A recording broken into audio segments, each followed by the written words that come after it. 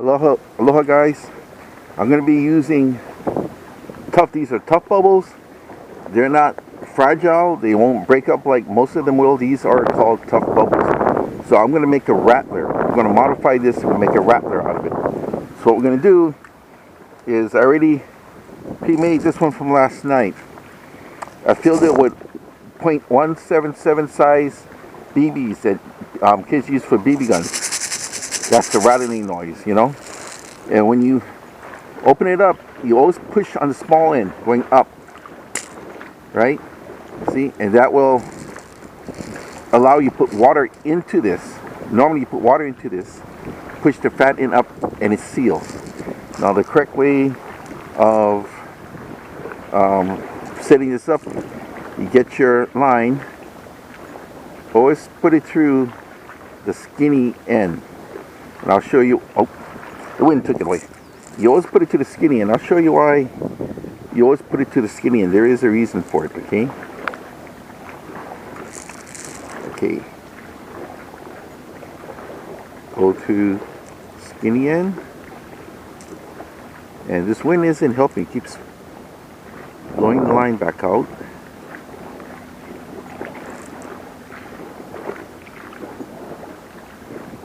Okay, there. Okay, now it's coming up the fat end. Okay. Fat end is where you put your swivel. Let me see. Instead of a swivel, I'm going to use one of these swivel clasps. Alright? You can just use anything you want, but that's the reason for putting it through that way, because you want this to be on the fat end. Okay? So, what I'm going to do, because this is going to just be a simple whipping rig, I'm just going to make a simple Palomar. I'm not going to double it up or anything. Just a simple Palomar. There. One of the best knots around for mono or braid.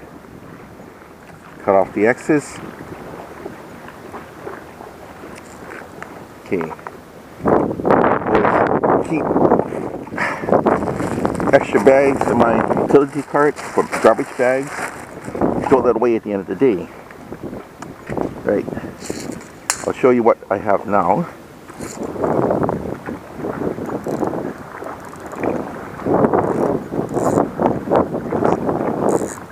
Look at that. That is 1.75 ounces. The equivalency of an average whipping plug. And on that, if you've been watching my videos, I'm going to be putting a pre-made leader system that I can just clip directly to the swivel, like so. Let me see now. Always believe in doing things the easiest way possible. Look at that.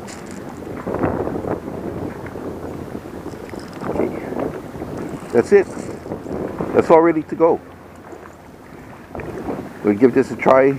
I'm going to see what the weight I would prefer is. This is 1.75 ounces. I got a couple more I made up. One is 2 ounces, one is 1.5 ounces. And what's going to happen, instead of the water sloshing back and forth, which is not going to make much noise, this will be making rattle, and hopefully it'll entice the fish to come up. Now this area is called Chocolate Beach because after heavy rains, the water turns to chocolate like it is now. So the fish have to rely on visual perception of the lure rather than sense. They're gonna pick up on the noise here before the eyesight kicks in. See how that works. Okay, walking up to one of my test sites. This is a bird sanctuary, so there's quite a few birds around.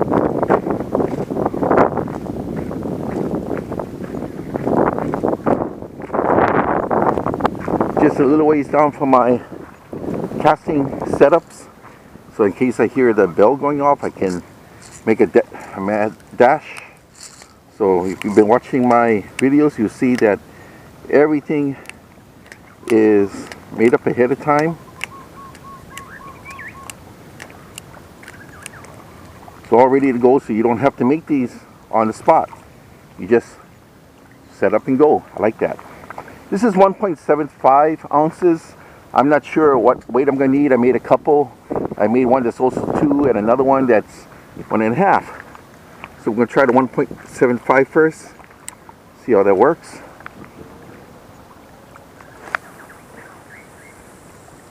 Wow, that's nice.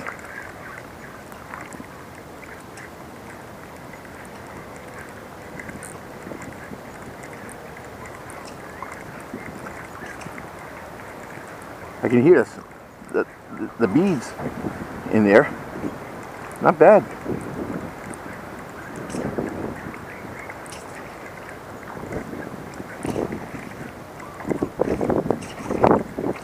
Not bad at all. Try it one more time. Maybe the 1.5 might be better. Let's give this another test.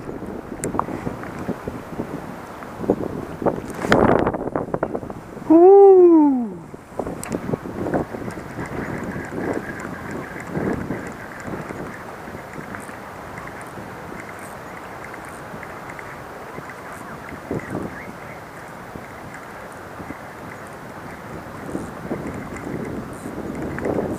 I gotta tighten up on this a little bit more.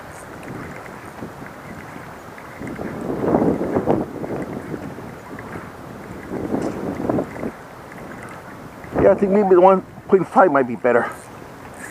And I think I got caught onto a rock. Yep, I did. Okay, this is the 1 3/4 ounce.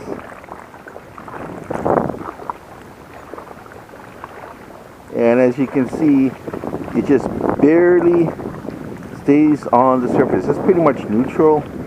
The 2 ounce will sink. So the 1.5 is slightly better.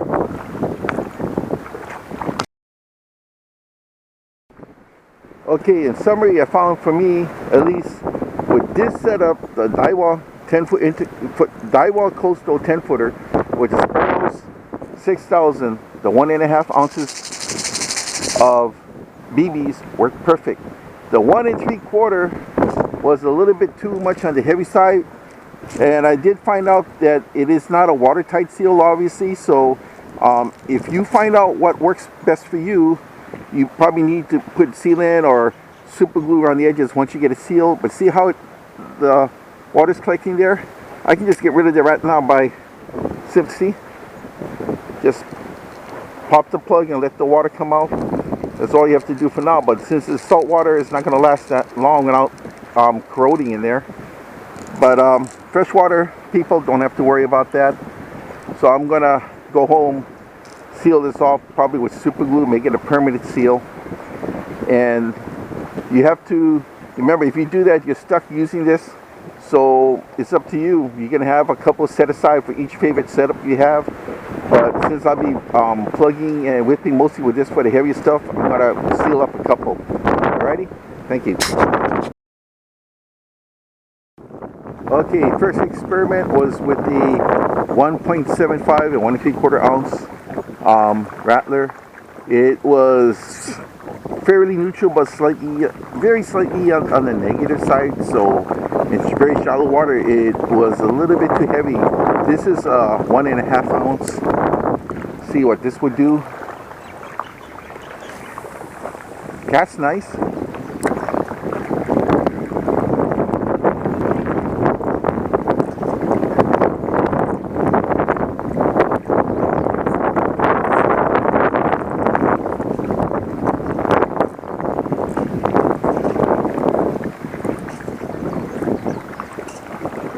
We can hear that.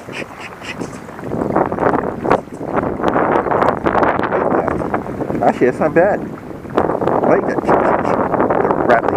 Try it one more time. Cast far. Nice hang time.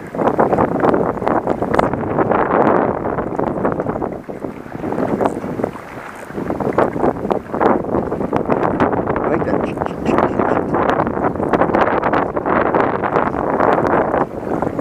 You can actually hear the beads rattling back and forth.